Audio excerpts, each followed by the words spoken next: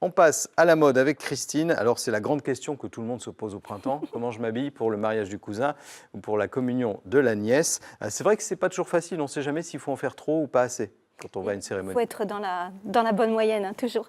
Mais en gardant à l'esprit que, par respect pour les personnes qui nous invitent, on va être élégant, être chic, tout en restant quand même dans la discrétion. Il ne faut pas en faire trop. Pas être trop extravagant. Non, il ne ça faut pas être trop extravagant. Pas se faire remarquer plus qu'il ne faut. Dans la subtilité. Dans la subtilité. Ça, c'est valable notamment pour les mariages. Parce Oui, que dans un mariage, en particulier pour les jeunes femmes, il faut éviter d'être trop sexy, c'est ça? Oui, il faut éviter d'être trop sexy, il faut éviter les décolletés trop plongeants, les choses trop courtes, parce qu'il faut laisser la vedette à la mariée surtout. Parce qu'elle peut avoir choisi une tenue assez sobre. Et donc, il faut toujours que la mariée soit mise en valeur. Voilà, c'est la reine de la cérémonie, C'est la la mariée. reine, voilà. Donc voilà, on ne se fait pas trop remarquer, on ne lui fait Exactement. pas de l'ombre. On va regarder quelques tenues que vous avez choisies pour nous, Christine. On va commencer par la vôtre. Oui, je vais vous montrer cela. Allez, je vous invite à aller dans la lumière, au centre du plateau. Alors, cette tenue. Donc, merci. Donc là, j'ai choisi une tenue dans une nuance de gris.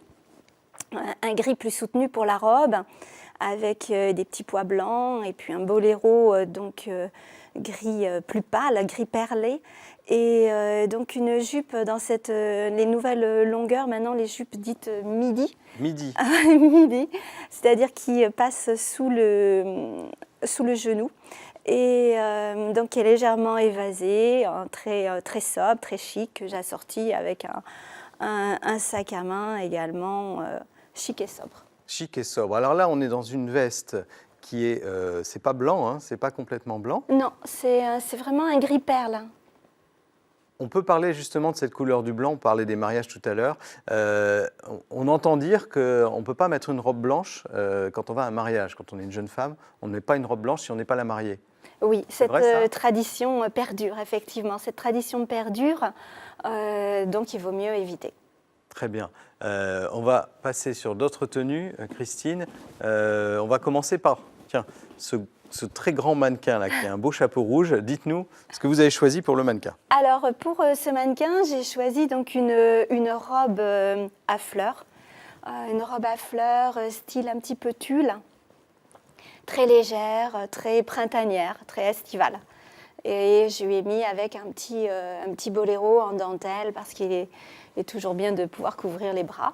Je lui ai mis traditionnellement aussi un chapeau, comme on met souvent encore au mariage. Alors, le chapeau, ce que c'est à la mode? Est-ce que c'est de bon ton de mettre un chapeau dans un mariage? Ou est-ce que c'est pas trop en faire?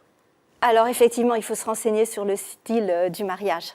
Si le mariage est vraiment décontracté, mettre un chapeau, on va être en décalage. Donc il faut quand même réserver les chapeaux aux mariages qui sont dans les plus chics ou qui aiment justement faire quelque chose d'exceptionnel. D'accord, donc ce chapeau-là, tout simple, en une seule couleur, enfin voilà, sans Oui, excentricité. on a sorti le chapeau forcément à la tenue. Il y a des petites fleurs rouges, donc on fait une petite touche de rappel. Voilà. Cassandra porte un chapeau justement. Allez-y Cassandra, passez au centre du studio et Christine, détaillez-nous la tenue que vous avez choisie pour Cassandra. Alors, pour Cassandra, j'ai choisi une robe bustier, un grand classique donc, des mariages et des cérémonies, une robe bustier en coton avec des jolis ramages. Et puis, on a sorti cette robe avec un petit boléro dans les roses pâles et la pochette de la même couleur. Donc, du coup, Cassandra porte un chapeau marine assorti à la robe et à ses chaussures. C'est très chic. C'est très chic. C'est vraiment la tenue de demoiselle d'honneur ou de témoin ou de proche de la mariée.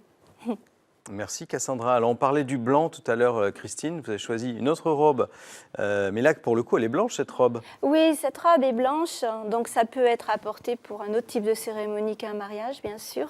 Ou alors nous avons aussi des mariés qui n'ont pas envie d'investir dans une robe de mariée et qui vont choisir une robe simple, justement, blanche, qu'elles vont pouvoir porter dans d'autres occasions.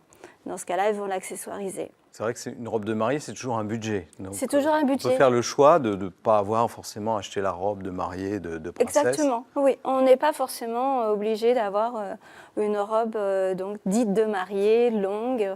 Beaucoup de femmes choisissent aussi de porter une robe courte. Alors, dans les baptêmes, par exemple, est-ce qu'il faut mettre du blanc quand on est invité à un baptême? C'est pas interdit. C'est pas interdit. Ah, oui, on peut rester donc, pour ces cérémonies-là dans des teintes pastel ou dans des teintes plus classiques comme le marine. Le marine, le bleu marine. Le bleu marine. On va terminer avec la tenue d'Estelle. Alors là, Estelle, venez au centre. Ça, c'est des tenues, Christine, pour les personnes qui n'ont pas forcément envie de mettre une robe ou une jupe. Exactement. Voilà, j'ai voulu montrer aussi une autre possibilité que celle de la traditionnelle robe, où on peut quand même être très chic. Et je vous parlais du marine, donc avec un pantalon marine droit, élégant. Et là, bon, la tenue va être complètement quand même de circonstance, bien que d'un autre style, puisqu'on a un blouson donc très travaillé, très brodé, qui donc va montrer... Estelle, faites un petit tour pour qu'on voit le dos justement du blouson aussi. Effectivement, il a plein de motifs ce blouson. Voilà. Voilà.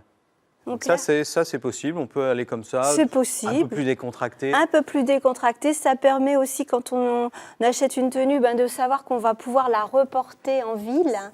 En assortissant donc cette belle pièce, mais avec en fait un pantalon plus décontracté, une tenue plus décontractée par la suite. Merci Estelle, c'est vrai que c'est mieux si on peut réutiliser sa tenue. Hein. Voilà. On peut la mettre pour la cérémonie, mais si on peut la remettre un peu derrière, c'est quand même pas mal.